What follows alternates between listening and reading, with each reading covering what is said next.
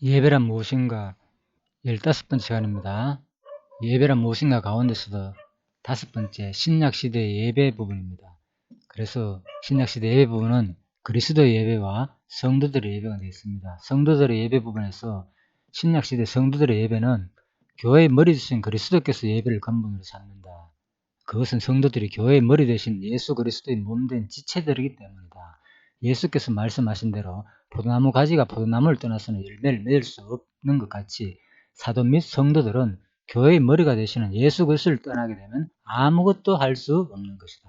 자, 이 부분에서 인용 구절입니다. 요한복음 15장 4절에서 5절. 그래서 4절 5절 부분은 포도나무에 붙어 있지 아니하면 절로 가시를 맺을 수 없다는 내용입니다. 그런데 앞부분 내용을 보면요.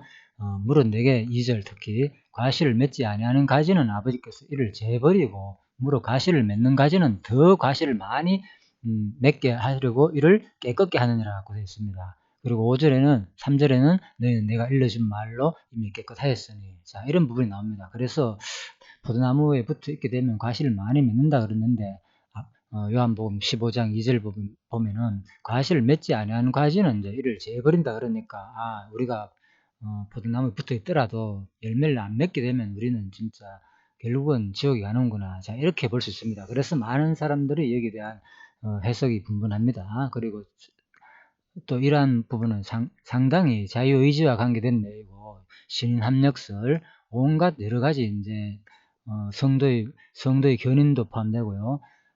아무튼 이게 신학에서 상당히 중요한 부분 내용입니다. 그래서 이게 성경에 전반적으로 깔려있는 부분이기 때문에 성경 이 한 부분을 15장 부분을 통하여서 성경 전체를 해석하는 어떤 시야를 좀 넓혀보자 그런 의미에서 이 내용을 좀 자세하게 다루게 되었습니다. 그러다 보니까 일반 주석 내용도 살펴봤고요. 물론 강론집 내용도 살펴봤습니다. 그리고 또 이번 시간에는 그래서 또 다른 학자들의 견해, 또 문화적인 의미에서도 생활 풍습으로 어떻게 해석해야 되는가, 자, 그런 부분도 이번에 살펴보려고 했었죠. 그래서 일단 학자들의 견해는 15장 2절 같은 경우에는 추석 내용입니다. 그래서 이것을 이제 성하라 봅니다. 이것을 완전히 우리가 이제 예수 믿음으로 이렇게 되는데 15장 3절에 의하면 이제 믿음으로 이렇게 되는 거 징의를 말하죠. 징의가 되는데 구원의 이제 서정 단계를 말하잖아요. 징이 의로워진다는 거, 믿음으로 의로워진다는 거. 그런데 바로 앞부분 5장 2절은 우리가 의로워졌지만은 바로 이제 성화 부분을 말하는 것이다. 예, 그래서 이것을 뭐 재버리는 게 아니고 우리를 깨끗해 하고 그 과정을 말하는 거다 이렇게 설명하고 있습니다. 그래서 또 그 부분에서 특히 이제 그렇지만은 그 가운데서 바로 가룟 유다 같은 경우에는 이제 자기가 이제 깨끗하게 되지 못했기 때문에 결국은 이제 잘라버리는 그런 역할이 되었다. 그래서 이것이 이제 가룟 유다로 성경 강론집에는 이것이 이제 재버린다는 말은 가룟 유다를 말하는 거다. 자, 이렇게도 살펴봤습니다. 그래서 이번에는 이제 이 내용에 대해서 도대체 그렇다면은 이제 다시 한 번 더 이 포도나무 나는 내가 참 포도나무요 내 아버지는 농부다. 지금 왜 이렇게 요한복음에서 이 포도나무 얘기를 많이 하는가 하면요. 이것이 이제 구약에서 전반적으로 포도나무에 대한 얘기들이 많이 나옵니다, 여러분. 그래서 포도나무라는 것은 이스라엘 나라를 비유적으로 말하죠. 그런데 예수님은 15장에 와가지고는 단번에 하는 말이 내가 참 포도나무지 너희들은 진짜 제대로 된 포도나무는 아니라고 말하고 있습니다. 내가 참 포도나무다. 그래서 내 아버지는 그 농부고, 그래서 뭐로 가시를 맺으려면 나한테 끝에 붙어 있어야 된다. 그런 말입니다. 그래서 너희들은 지금 나에게 붙지 하지 않는 거짓 포도나무다라는 의미도 포함되어 있다고 볼 수 있겠죠. 그래서 진짜 열매를 맺는 것은 바로 참 포도나무에 붙어 있는 자면 열매를 맺는다. 자, 그런 내용으로 살펴봤습니다. 그렇다면 이제 이게 학자들의 견해와 또 강론집의 견해도 다 살펴봤고요.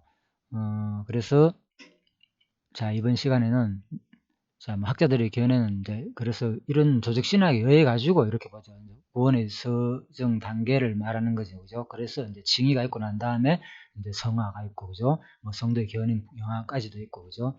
자 이거 루이뎀 조직 신학 책인 내용인데요. 순서는 이제 박영민 박사의 조직 신학하고는 약간 다릅니다. 어쨌든 간에 자, 그렇게 징의, 이제 성화, 이런 것이 이제 구원의 적용에 있어서 우리 말하는 겁니다.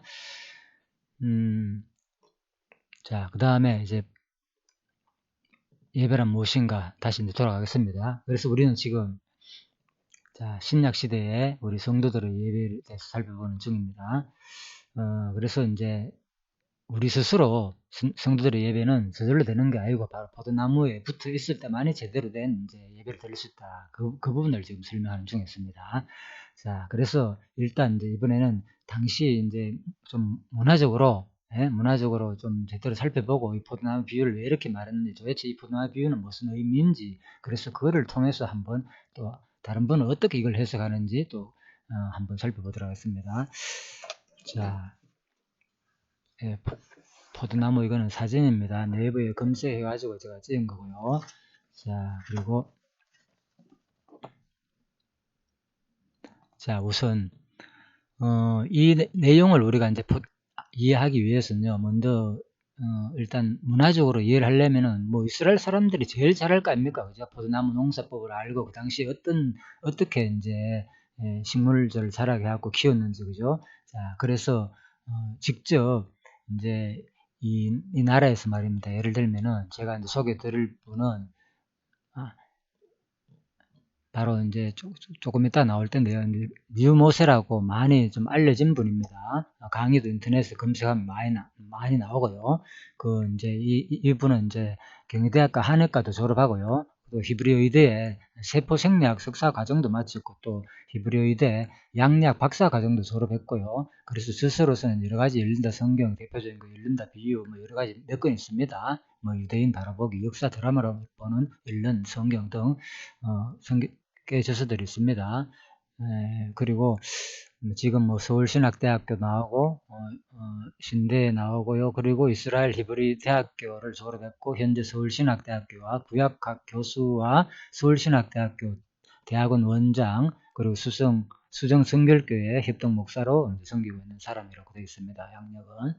자, 그래서 제가 이제 일단 이 내용을 말씀드리는 거는 이러한 분의 견해를 이제 좀 살펴보자는 겁니다. 거기서 가가지고 이제 거기서 실제로 살면서 공부도 했고 또 구체적으로 이제 이러한 역사 지리 배경 여러 가지 사항을 공부했는 분이기 때문에 자 일단 그분의 이제 내용을 해석을 더하기 전에 먼저 우리가 포도나무를 어떻게 도대체 키우는지 전혀 우리는 모르잖아요. 사실 농부가 포도나무의 비율을 이렇게 말하는데 가지를 제하는 이런 내용이 도대체 뭔지를 모릅니다. 그래서 저도 궁금해가지고 한번 살펴봤습니다. 그래서 간략하게 뭐 사진을 금방 봅니다.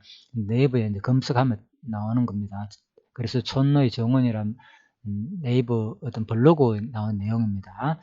자, 그래서 이제 보면은 이제 이렇게 포도나무가 상당히 많이 달렸죠. 엄청나게 많이 달렸습니다. 이게 이제 익어가는 과정이겠죠. 자, 이분은 이 사진은 촌노의 정원에 있는 포도나무입니다.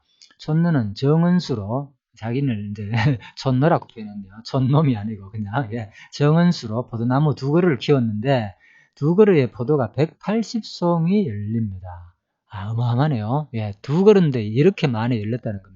그런데 이분이 그냥 쉽게 열리는 게 아닌 걸 내가 읽어보니 놀랐습니다. 이런 과정을 통해서 포도가 열리구나. 자, 그래서 우리가 잠깐 한번 살펴보겠습니다. 먼저 이 가지치기 내용이죠. 아무것도 없습니다. 자, 그래서 이제 가지를 자르는 그런 내용입니다. 워낙 이 가지치기를 많이 하더라고 보니까 생각에도 뭐 한두 가지 하는 게 아니고요. 그래서 너무 이건 지금 두 그릇인데 볼까요? 엄청난 수의 가지치기를 했다는 거예요. 뭐 옆에도 더 넓겠죠. 부분적으로 찍었으니까. 그래서 심지어 요즘 뭐 전동 가위도 있더라고요. 자동으로 이제 스위치만 누르면 잘려지는 이게 상당히 한두 그루가 아니고 포도나무 농사는 많은 나무를 짓기 때문에 힘들겠죠. 뭐 그런 것도 있더라고요. 저도 몰랐는데 이걸 보면서 알았습니다. 자, 그리고 그래서 이제 가지치기를 한다는 겁니다. 그것도 아무나 하는 게 아니고, 그죠? 아무데나 하는 게 아니고, 이제 바로 이제 줄기에서 나오는 요 가지에, 그죠? 눈을 남겨두고, 그죠? 1번 눈과 2번 눈을 남겨두고 이제 자른다는 겁니다. 자, 이걸 아무렇게나 자르면 안 되고, 여기서 자르거나, 그죠? 이제 한두 마디를 남겨둬야 된다. 눈이 있는 부분 특히. 자, 그 얘기입니다. 이거는 벌써 했겠죠. 앞부분에, 전년도에 가지치기 한 부분이겠죠. 예를 들면은. 그래서, 자, 남겨두고, 그래서 이렇게 남겨두고 가지치기를 하는 내용 사진입니다. 그래서 가지치기를 하고 나니까 이렇게 1번과 2번 사이에서 이렇게 이제 싹이 자라네요. 봄이 되면 전정한 이거를 뭐 전지라 하기도 하고 가지치기를 전정이라 하기도 합니다. 그래서 전정한 아들 가지에서 이렇게 1번과 2번 순이 나옵니다. 이렇게 나온다는 겁니다. 이때 충실한 이것도요. 보십시오. 이때 두 개의 순이 나오는데 이때도 또 한번 충실한 순 하나만 남기고 하나는 또 제거해 준다고 하네요. 참 생각보다 일이 많습니다. 그래서 봐라. 그렇죠? 이제 하나만 남겨뒀잖아요. 그죠? 하나 작은 걸 한번 제거하고 큰 걸 남겨둔 것 같습니다. 그러니까 이렇게 나무가 이렇게 자랍니다. 이렇게 한 가지 한 순만 자라게 됩니다. 자, 저도 이렇게 블로그에서 많이 이걸 사진은 유일하게 네이버에서 한 건데요. 하나밖에 없더라고요. 이렇게 자세히 설명한 사람은 전문적으로 하는 사람 아닌데 자기가 10년 동안 농사를 지으면서 개인적으로 그냥 집에다가 두 그루를 심는데 아주 관찰을 10년 동안 하면서 노하우를 나름대로 이렇게 공개를 하는 겁니다. 근데 다른 데서는 이렇게 우체적 한 게 없더라고요. 그래서 야, 참 아무튼 저에게는 많이 도움이 되었습니다. 자, 그런데 이렇게 이제 가지치기를 하고 난 다음에 한순에서 이렇게 자라는데 또 이게 계속 이제 순이 있잖아요. 근데 자라는데 이 자라나는 또 순 가운데서도 여기 나오잖아요. 여기 나오죠. 여기 조만한 거. 여기 이제 포도나무 열매가 맺히는 그거단 말입니다. 잎사귀도 있고. 이렇게 되면 또 순이 또 자른다는 말이에요. 여기서 이제 열매가 맺히는 순이 또 나오거든요. 이렇게 가지가 나오면서 자, 그래서 여기 자란 거예요. 자랐는데 요 안에 뭐가 있다? 두 가지가 또 있잖아요. 열매가 이 포도송이죠, 이거는 그죠? 포도송이가 한 송이, 두 송이, 세 송이, 네 송이 다 엄청 많죠. 여기 크게 되면 엄청 많은 송이가 되겠죠. 그런데 이것도 바로 2번, 1번이고 요거 2번인데요. 2번 하나를 아낌없이 또 자른다는 거예요. 예, 두 개 중에서도 왜 이런지 한지 몰랐는데 나중에 알았다고요. 그래서 한 개만 남겨 잘른 부분이 있죠. 자, 하나만 남겨두고 이런 식으로 자, 이렇게 어깨 송이를 제거한 모습입니다. 어깨 송이를 나가는 어깨를 제거한다 그런 표현하네요. 어깨 송이를 제거한 모습입니다. 그런데 계속 이제 나가면 나갈수록 또 뒷부분에서 또 나올 거 아닙니까? 그래서 나머지 있고도 3번이나 4번 다 제거해 줘야 된다는 거예요, 이게. 자, 나는 이런 거 새로운 거 알았으면서도 이걸 살펴보면서 이렇게 첫 번째 포도송이부터 두 송이만 남기고 이제 다 제거해 준다는 겁니다. 자, 이걸 보니까 포도나무도 키울 수 있겠습니다. 이렇게 하면, 배우면은. 자, 그러다 보니까 나중에 이제 이 두 송이만 남아가지고 이렇게 이제 드디어 이제 맺히기 시작하는 착가가 되어 포도가 열린다는 내용이고요. 그리고 그런데 이게 이렇게 또 끝나는 게 아니고 계속 다른 가지에서 뻗어나가는 가지도 있겠죠. 그래서 아무튼 열리 맺힌 거 놔두고 나머지 많은 것들 이런 거 다 잘라줘야 된다 그런 말입니다.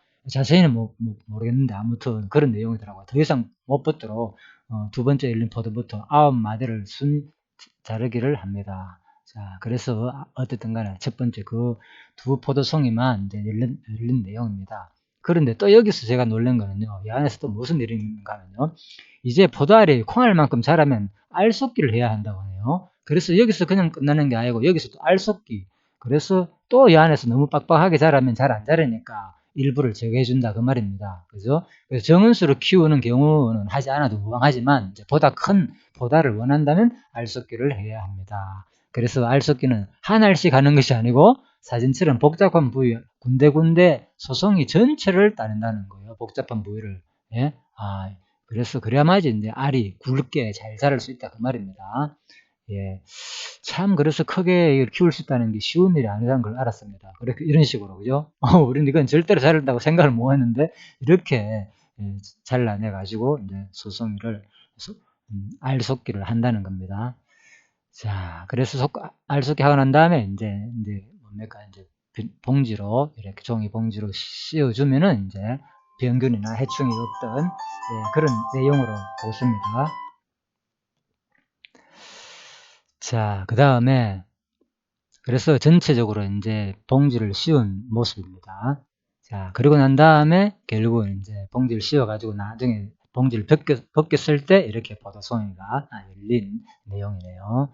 자, 그래서 처음에 우리 봤지요. 이것이 이렇게 많이 포도나무가 이렇게 하는 것이 두 송이에서 한참 올라가네요. 이렇게 많은 아까 뭐라고 했습니까? 180송이가 열렸다는 거예요. 바로 이러한 과정이 있었기에 180송이라는 포도송이가 두 그루에서 열린다는 거예요. 참 이걸 제가 읽으면서 놀랐습니다. 그냥 포도송이가 이렇게 많이 열리는구나. 이렇게 다 잘라내야만이, 그죠? 이것도 정확하게 순을 남겨두고 잘라내야만이 포도송이가 이렇게 많이 열린다는 것을 알았습니다. 그리고 또 알 섞기도 해야 되고요, 그죠? 자, 이 과정이 생각보다는 자, 많은 것을 우리가 배울 수가 있었습니다.